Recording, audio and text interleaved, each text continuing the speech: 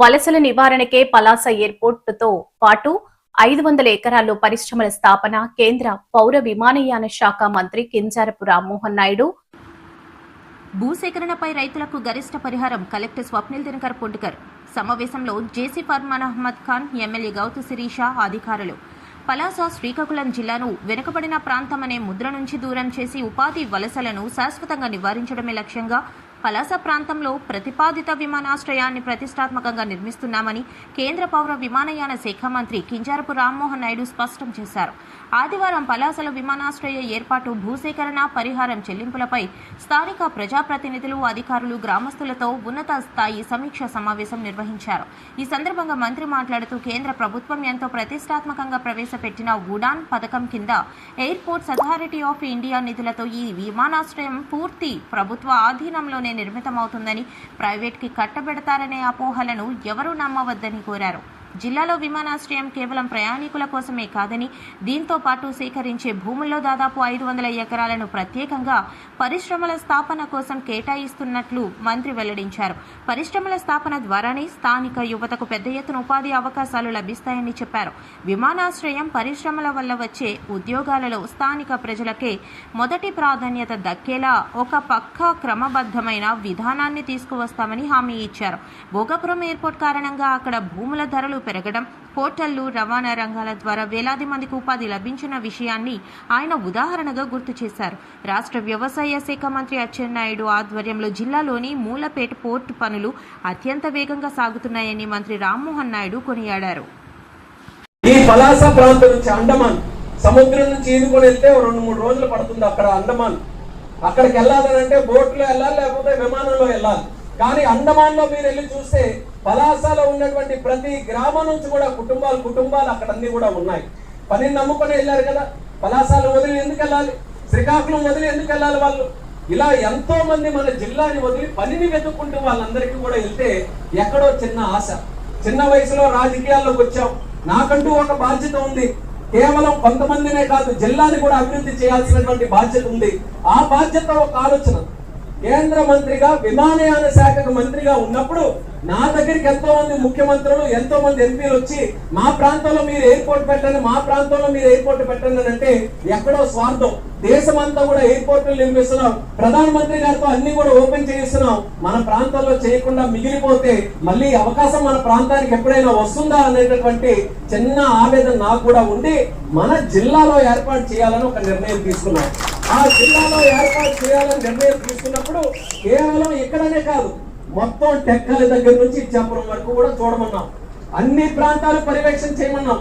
అప్పుడే మీరు మధ్యలో చూసుంటారు, ఎక్కడ నుంచి మూవ్ అయ్యి మళ్ళీ సోంపేట వెళ్ళిపోతుందేమో అని కదా మధ్యలో వార్తలు వచ్చాయి లేదా? అలా కూడా అంటే కేవలం ప్రయత్నం అనేది ఎక్కడనే కాదు, అన్ని దగ్గరలా చేయించాం. అన్ని దగ్గరలా చేయిస్తే పెద్దలు దీనికి సంబంధించిన వాళ్ళందరూ కూడా వచ్చి దీని మీద సర్వే చేసి, స్టడీ చేసి అన్ని రకాలుగా ఈ ప్రాంతం అయితే బాగుంటుందని అన్నారు. ఈ ప్రాంతం అయితే బాగుంటుందని అంటే మాకు కూడా కొంత బాధ ఉంటుంది. ఇక్కడ రైతులు ఉన్నారు, ఇక్కడ పొలాలు ఉన్నాయి, ఇక్కడ ఏమో చెట్లు ఉన్నాయి, వీళ్ళందరికీ కూడా ఎలా చేయాలని చెప్పి మొట్టమొదటిగా అప్పుడు ఏంటంటే మళ్ళీ ప్లానింగ్ ఇవ్వను. సరే, ఈ ప్రాంతంలో వస్తే ఈ ప్రాంతంలో ప్రజలకి ఇబ్బంది లేకుండా ఉండడానికి ఆ ప్లాన్ ఎలా వేయాలని చేస్తే మేము పట్టుబట్టి కూర్చొని ఒక్క ఇల్లు కూడా పోకూడదు, ఒక్క ఇల్లు పోయినా సరే ఇక్కడ ఎయిర్పోర్ట్ మనం చేయడానికి మనకి ఇబ్బంది అయిపోతుందని చెప్పి మొట్టమొదటిగా ఇల్లులు ఎక్కడ కూడా చేయలేదని అంటే మొట్టమొదటిసారి దేశంలో ఎక్కడైనా సరే ఇలా చేసుంటే ఏదో ఒక ఇల్లు పోతుంది, కానీ మన దగ్గర మాత్రం ఇల్లులు పోకుండా మీ అందరూ కూడా ఎక్కడ ఉన్నారో అక్కడే ఉండే విధంగా. సాధారణంగా ఇంత పెద్ద ప్రాజెక్టు, 1000 ఎకరాలతో ప్రాజెక్ట్ అని అంటే కొన్ని ఊర్లు వస్తాయి, కొన్ని ఇల్లులు వస్తాయి, వాటన్నిటిని కూడా మళ్ళీ మూవ్ చేయాలి. ఆ బాధ ఇంతంతా కాదు, భూమి పోతేనే చాలా పెద్ద బాధ మీ అందరికీ కూడా. ఇంకా ఇల్లు ఉన్నటువంటి ఇల్లు కూడా పోతే మరి ఇంకేం బాధ? అందుకని ఒక నిర్ణయం తీసుకొని ఇల్లులు పోకుండా చేయాలని అలా ఒక ప్లానింగ్ చేశాం. అది చేసిన తర్వాత కూడా ఉన్న భూముల్లో ఎంతవరకు కూడా మనం తగ్గించగలమనే ఆలోచనతో దాన్ని కూడా చాలా వరకు కూడా తగ్గించి ఇబ్బంది లేకుండా చేయడానికి ఒక ప్రయత్నం చేసి ఒక ప్లాన్ చేశాం. అయితే మీరందరూ కూడా ఎయిర్పోర్ట్ మాట ముందే విన్నారు, ఎయిర్పోర్ట్ వస్తుందేమో, ఇక్కడే వస్తుందేమో అని. ఆ ఎయిర్పోర్ట్ వస్తుందేమో అని మాట రావడానికి అప్పుడు మీరు అందరూ అన్నారు, ఎలా వస్తుంది, ఏమొస్తుంది, ఎవరి మీదకి వస్తుంది అన్ని కూడా చెప్పండి. అసలు ఎక్కడ వస్తుందో మాకే తెలియదు. ముందు మాకు తెలియకుండా మీ దగ్గరకు వచ్చి మేము మాట్లాడితే దానికి ఏం న్యాయం చేయగలం? మేము అంటే కొంతమంది ముందుగా అన్నారు ఎయిర్పోర్ట్ వస్తుందేమో అని అంటున్నారు.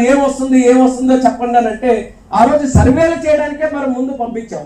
ఆ రోజు అధికారులు ముందు పంపించామని అంటే ఏదో మిమ్మల్ని నచ్చజెప్పేది కాదు. ముందు మనం స్టడీ చేసి అసలు ఎయిర్పోర్ట్ వస్తే ఎంతవరకు సరిహద్దులు వస్తాయి, ఎవరి భూమి పోతుంది, ఎవరి భూమి ఉంటుంది, ఎక్కడ వరకు మనం రాయ వేయాలి, ఇవన్నీ కూడా చేయడానికి స్టడీలు పంపిస్తే అప్పుడు మొట్టమొదటిసారి అధికారులు వస్తే కొంత ఇబ్బంది కూడా జరిగింది. వాస్తవంగా మాట్లాడుకోవాలి. ఆ రోజు గ్రామాలు కూడా అధికారులు పంపించి అసలు ఎంతవరకు ఎక్కడ ఏమున్నాయి, రాయి ఎక్కడుంది, కొండ ఎక్కడుంది, వాగు ఎక్కడుంది, పొలం ఎక్కడుంది, ఇల్లు ఎక్కడుంది, ఇవన్నీ కూడా చూసుకొని ఎవరో ఒకరు స్టడీ చేయడానికి రమ్మనంటే ఆ రోజు నుంచే ఒక వ్యతిరేకంగా దీని మీద ఒక ఇది చేసి వాళ్ళందరికీ కూడా సరిగ్గా చేయకుండా చేశారు.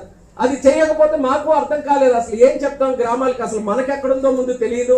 మళ్ళీ రేపు ఎవరైనా ఒకరు వచ్చి ఒక అవ్వ వచ్చి నాది ఏంటి ఇది పోతుందని అంటే అసలు నీది ఉందమ్మా లేదమ్మా అని మేము చెప్పాలి కదా ఆవిడకి. మీకు ఎన్ని ఎకరాలు ఉంది, ఎన్ని ఎకరాలు పోతుంది, లేకపోతే అసలు మీ భూమి ఎంత లేదని చెప్పడానికి ఆ సర్వే కూడా సరిగ్గా జరగలేదు స్టార్టింగ్ లో. పోనీ అలాగా క్రమేపీ మనం స్టడీ చేసుకుంటూ వచ్చిన తర్వాత ఒక లెక్క మీద సరే ఇక్కడ అనుకుంటున్నాం దీనికి ఎంత భూమి కావాలని అంటే తర్వాత మీరందరూ కూడా కాస్త సహకరించి కాస్త ఆలోచన వచ్చిన తర్వాత గ్రామ సభలు పెట్టి ఏ గ్రామంలో ఏ వ్యక్తి తాలూకుది ఎంత భూమి పోతుంది ఇదంతా కూడా వాళ్ళతో చర్చించి ఒక ఐడియా కోసం అంటే మీకు కూడా క్లారిటీ ఉండాలి.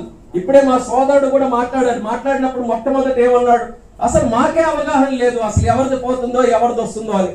కనీసం ముందు అవగాహన అయినా మన కన్ఫ్యూజన్ అయినా మనం తొలగించి ఎవరిది ఉంది ఎవరిది లేదనేది ముందు చెప్పాలనే ప్రయత్నం గ్రామ సభలు పెట్టి మీ అందరికీ కూడా తెలియజేశాం.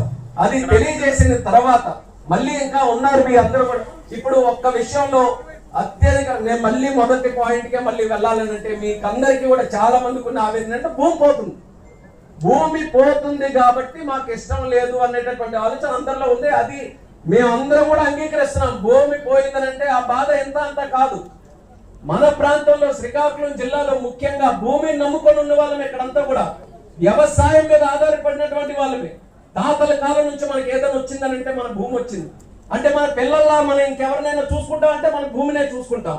అటువంటి ఆ భూమిని మనం ఈ రోజు విడిచిపెట్టాలని అంటే ఆ బాధ ఎంత అంత కాదు. నేను ఎన్ని మాటలు చెప్పినా సరే ఎన్ని పదాలు వాడినా ఆ ఫీలింగ్ ని మాత్రం నేను వర్ణించలేను కూడా మీ అందరికీ. ఆ భూమి పోతున్నటువంటి ఫీలింగ్ ఏదైతే ఉంటుందో కానీ దానికి సరిపడా న్యాయం చేయాలన్నటువంటి ఆలోచనతో ఈరోజు వచ్చాం. ఈరోజు